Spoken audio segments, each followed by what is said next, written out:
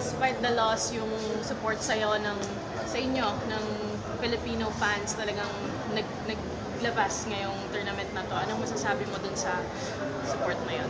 For me, yun nga, sabi ko, sobrang speechless ako. Nakita ko na support na binigay ng all Filipino volleyball fans. Talaga nandyan sila, sinuportahan talaga nila. Kahit alam naman nila na napaka-underdog namin. Nasa rank number 30 na ako, 10 years na pero nandyan talaga sila, sinuportahan kami.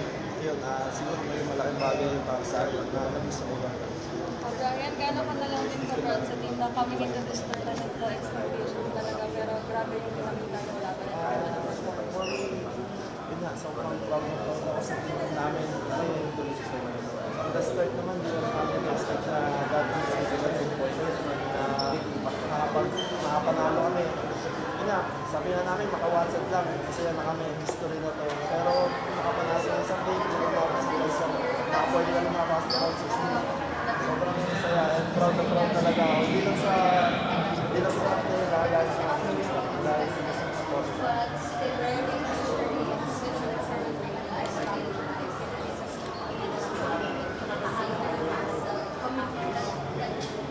Sa akin, siguro nakita sa amin yung magaling talaga.